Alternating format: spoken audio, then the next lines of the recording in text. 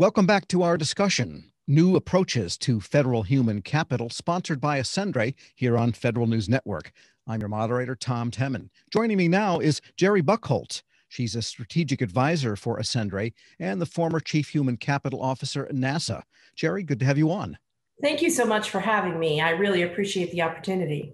And I'll start with you with the same first question I started with Tracy, and that is, judging from your experience at NASA and now as an advisor to numerous entities on this whole human capital issue, what do you see as the major issues, the major problems and challenges that agencies are going to have in that talent hunt? New administration, new policies, new years coming on. What's ahead? A couple of things. The federal government is really overdue for a retool, more modern tools that help them manage shocking workload when it comes to hiring people, better assessments to help them get to those individuals that are a good mission match for their organization. And then instead of waiting until people's skill sets have become antique, adopting a policy of continuous development and growth so that their workforce is continuously reskilling to match the mission that's coming down the road in a year, 2 years, 5 years, et cetera. And there are a lot of things that agencies can do to address these specific issues. Certainly there's going to be a period of time where there will be important hiring happening. Perhaps not large volume, especially at first, but those hires that need to happen in the shorter term are going to set the tone, set the direction for several years to come.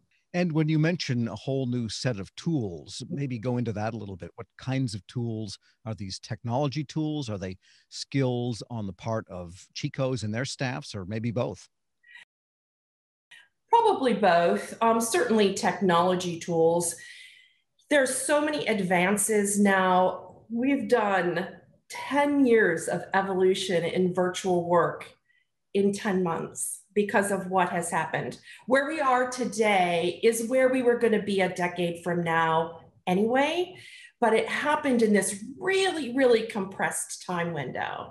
And of course, there are two sides to that. There's the, oh my gosh, look what we did.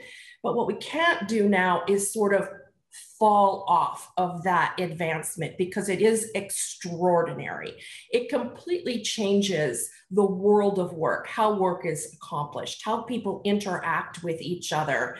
And then from my topic area, how we bring people into the workforce.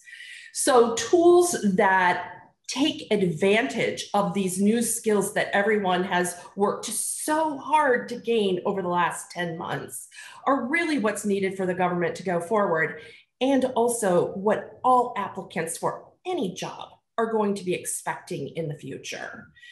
There's that. Then there's the issue of abundant workload. HR offices, I don't think people realize how many people apply for federal government jobs, in the hundreds and thousands for every job. And this, of course, is workload for those HR offices. So things like AI, artificial intelligence, that helps with the management of that very, very large volume of applications for federal jobs.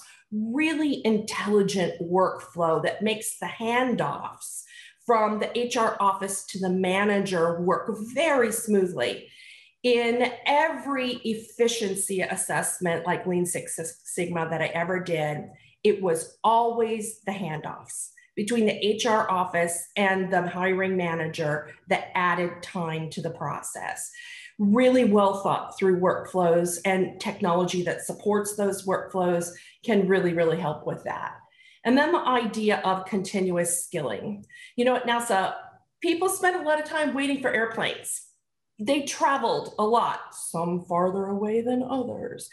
And so the idea that I always had was, while our workforce that has to get to the airport 2 hours early and wait for their airplane, while they are waiting, that would be a great time for them to knock out their mandatory annual training.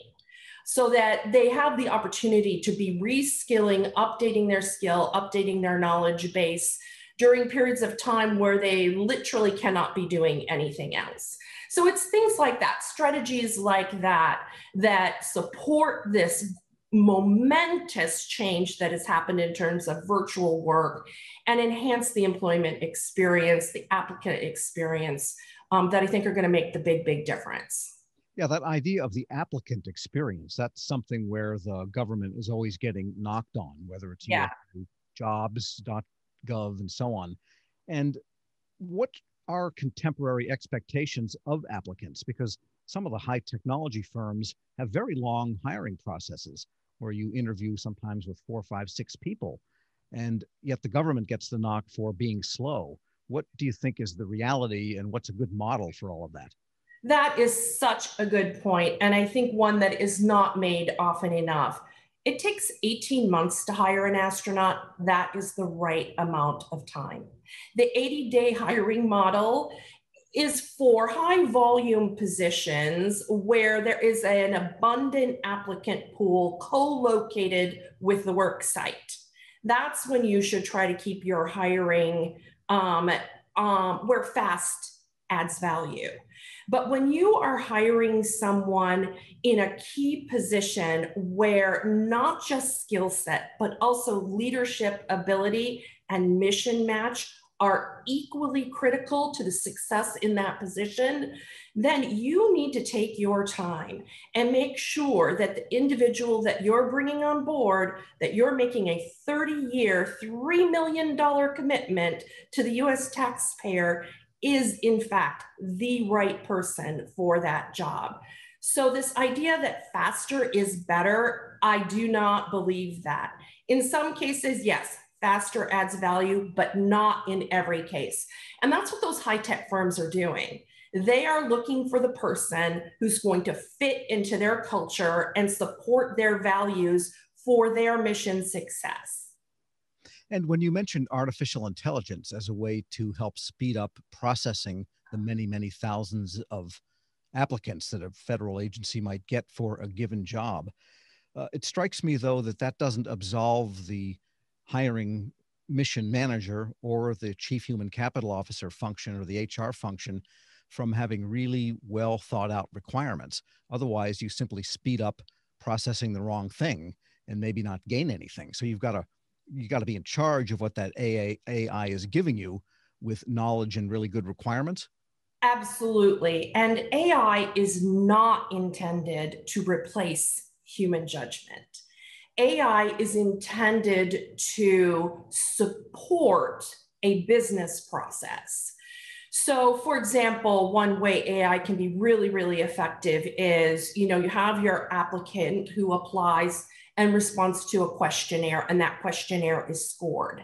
Then you can have AI that reads the resume and scores it using the same criteria. So where you have a situation where the applicant self-scoring and the AI match, that that is a reasonable assessment of that resume. Where there is a big difference in the scoring, plus or minus, that tells you that that resume needs human eyeballs. So that's where it can really speed things up, because if the self-assessment and the AI are reading through thousands of applications, and your policy says if there is a variance of more than a certain number of points, that resume has to be reviewed by an HR professional, that's where you get to AI supporting a really good workflow. Yes, and just to pull on that thread a little bit more, because if you are looking for people not just with specific technical skills, but also, as you mentioned, leadership, the ability to lead other people, to think creatively or whatever it might be, that's a little bit tougher to get at in an automatic reading of a resume. So you've got to, at some point, decide, really, what is this telling me? Yes, those kinds of skills are best assessed through a structured interview. And certainly technology can support structured interviews. We're interviewing right now, and it's great. So structured interviews can do that. And there are tools out there, certainly assessments where You can do pre-recorded interviews that are assessed by subject matter experts. There's a wide variety of ways of doing that. And then those scores can be recorded into a staffing system that will then rate and rank your candidates after they've done their variety of assessments. Certainly, verbal communication is one that is very, very hard to assess on paper. Sure. And I wanted to ask you also about the idea of updating your workflow and having a contemporary, speedy workflow. In your experience, what discretion do agencies have in changing workflow, optimizing workflow for HR and the hiring function versus what they have to do statutorily? So it's interesting because the rules and regulations have to do with process. You know, you must open a vacancy announcement. It must be open for a certain number of days. It must have specific content. An HR professional who is certified must review the resumes, issue a certificate. A hiring manager must make the selection, and it goes on like that. None of that is workflow.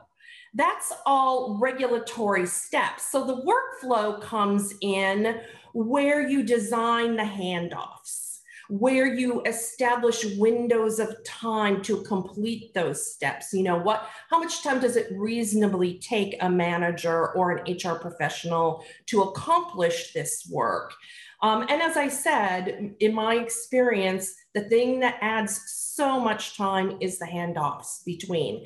And that's where tools, automation, communication can really help narrow those windows down significantly. So everybody in the can help with rating of applications. So everybody in the chain here then needs to start getting comfortable with some automation in terms of that workflow, with the understanding that they'll still be legal with what they do. Yes, absolutely. And that's why it's really important to go through your process of selecting your tools with great thought and care, and understanding, and ensuring that the tools that you select are compliant with federal law, rule, and regulation, but also that it supports your organizational goals and objectives. Different agencies need different things. An agency of 99 employees, like when I worked at the Office of Federal Housing Enterprise Oversight, it does not need a gigantic HR system, but a big department like the Department of Commerce that's trying to have some consistency of employment experience, because that's one of the things they value. Between their different bureaus, it does need more structure and a bigger system to manage that. All right. On that note, we'll take a short break. My guest today is Jerry Buchholz, Strategic Advisor to Asundre and former Chief Human Capital Officer at NASA. And I'm Tom Temin. This discussion is New Approaches to Federal Human Capital, sponsored by Asundre, here on Federal News Network.